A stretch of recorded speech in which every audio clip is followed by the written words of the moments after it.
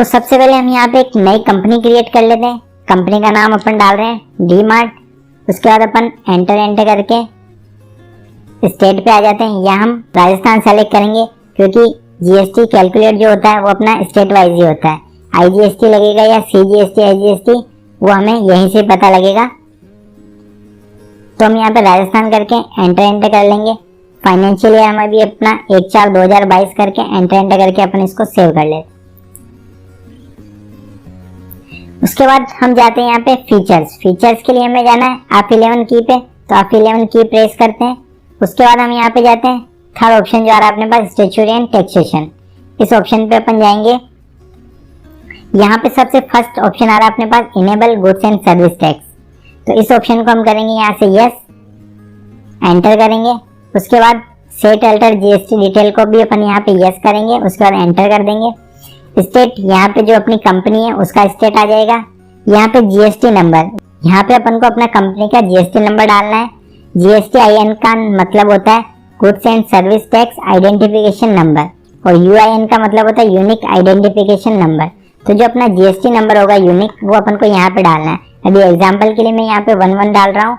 यहाँ पे जैसे मैं 111 टाइप करूंगा उसके बाद यहाँ पे एक एरर आ जाएगी, invalid GSTIN format.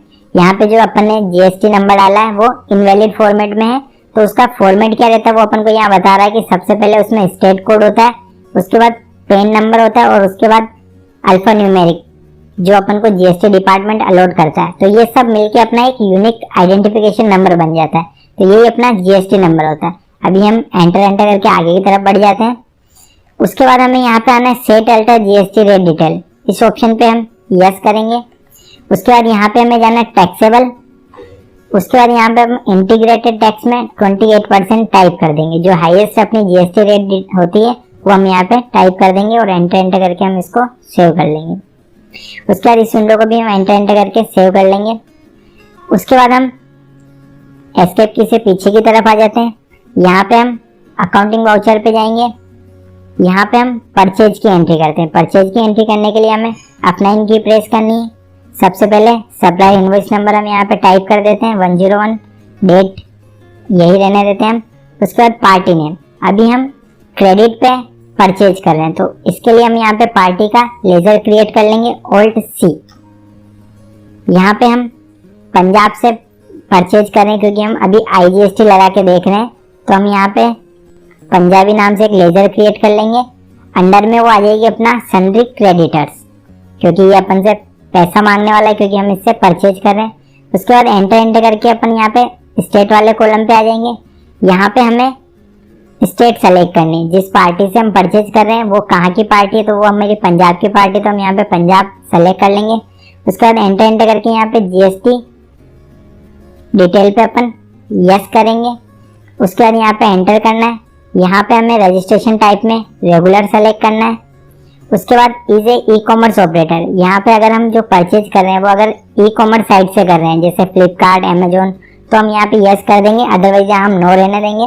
Party type में अपन को नॉट एप्लीकेबल करना है। और यहाँ पे GSTIN, जिस पार्टी से हम परचेज कर रहे हैं उसका जीएसटी नंबर आ जाएगा। तो यहाँ पे हम एग्जाम्पल के लिए 22 डाल रहे हैं। यहाँ पे वापस वही वार्निंग दे रहा है अपन को कि इनवैलिड GSTIN फॉर्मेट, तो अपन एंटर करके इसको आगे की तरफ बढ़ जाते हैं और यहाँ पे एक्सेप्ट कर लेंगे। उसके बाद एंटर करके अपन इसको भी सेव कर लेते हैं। परचेज लेजर, यहाँ पे अपन Alt+C करके परचेज लेजर क्रिएट कर लेते हैं। ये परचेज लेजर अपना आएगा अंडर परचेज अकाउंट। उसके बाद वापस अपन सेट अल्टर जीएसटी डिटेल पे यस करते हैं। यहाँ पे अपन नॉट एप्लीकेबल रहने देंगे। अगर यहाँ पे मैं परचेज टैक्सेबल कर देता हूँ, तो अगर मैं यहाँ पे परचेज टैक्सेबल करने के बाद 18% मैंने यहाँ पे टैक्स इनपुट कर दिया है, उसके बाद अगर कोई चीज में 15% पे भी परचेज कर रहा हूँ तो वो 18% कैलकुलेट करेगा, और 28% पे भी परचेज कर रहा हूँ तो भी 18% कैलकुलेट करेगा। तो यहाँ पे हम नॉट एप्लीकेबल रहने देंगे। यहाँ पे टैक्सेबिलिटी में हम अननोन रहने देंगे, और उसके बाद यहाँ पे टाइप ऑफ सप्लाई में अपन गुड्स कर देंगे और एंटर करके इसको सेव कर देंगे। उसके बाद नेम ऑफ आइटम, अभी आइटम अपने पास बना हुआ नहीं है तो अपन डायरेक्ट Alt+C से यहाँ पे आइटम क्रिएट कर लेंगे। आइटम अपन ने क्रिएट कर लिया जैसे लैपटॉप। उसके बाद एंटर करके अपन यहाँ पे यूनिट्स, यहाँ पे भी Alt+C करके अपन यूनिट क्रिएट कर लेते हैं। एनॉस यहाँ पे हम फॉर्मल नेम डालना चाहते हैं तो डाल देंगे नंबर्स, नहीं डालना चाहते हैं अपन एंटर करके आगे बढ़ जाएंगे। यहाँ पे भी अपन लेना चाहे तो ले सकते हैं नंबर्स, एंटर करके इसको एक्सेप्ट कर लेंगे।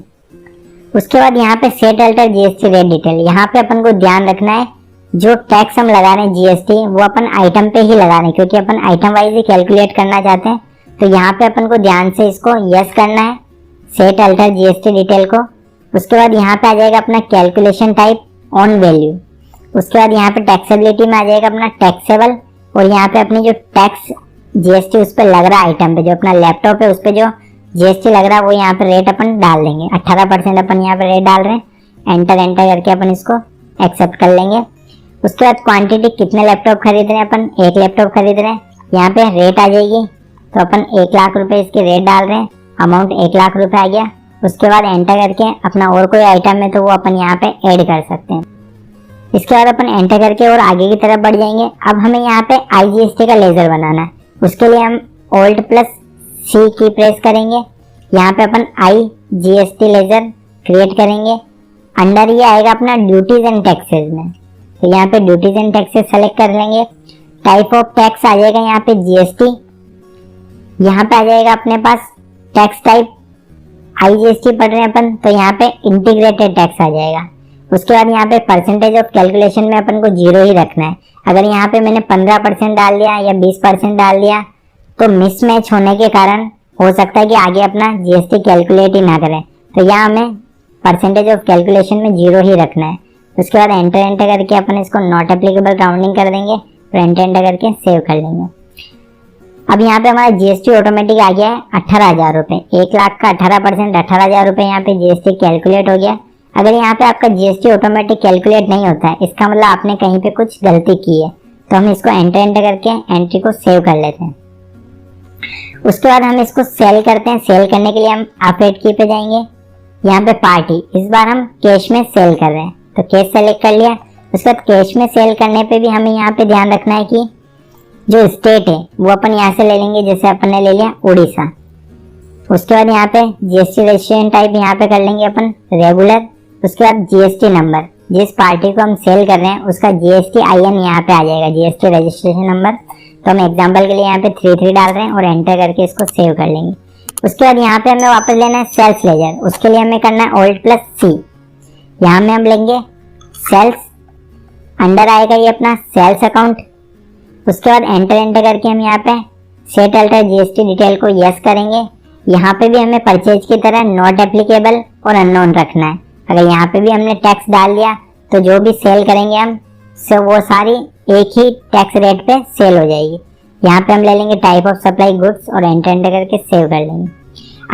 आइटम अपन ने परचेज किया था लैपटॉप, तो यहाँ पे लैपटॉप ले लेंगे अपन।